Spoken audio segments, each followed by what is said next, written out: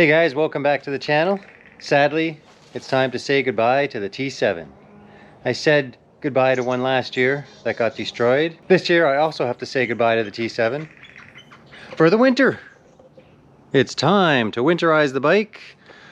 Unfortunately, the weather's getting cold and the snow is starting to fly, so we're gonna put this puppy away till the spring. So just gotta do a few things to it. Add the fuel stabilizer. So it's a 16-liter tank. It says to add 100 mils for every 30 liters, so just over 50 mils.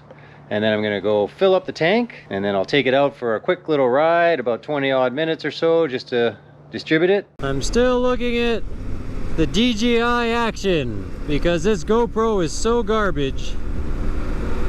I'm having such issues with the sound and it not starting up, and I'm just fed up with GoPro. So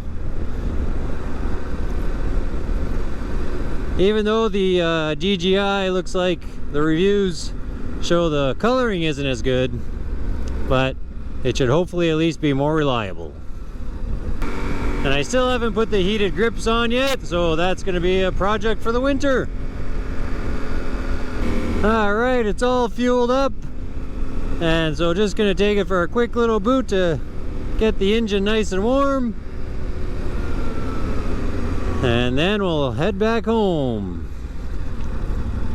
Then I'll fill up the tank again. Luckily there's a gas station pretty close, but if you were farther away from a gas station you could fill it up with a jerry can back at home. Then I'm going to give the chain a good clean and lubricate it. If you're worried about rodents, you could put a little bit of steel wool into the pipe. I'm going to bring the seats inside so that they don't get damp and moldy. I'm going to put a trickle charger onto the battery.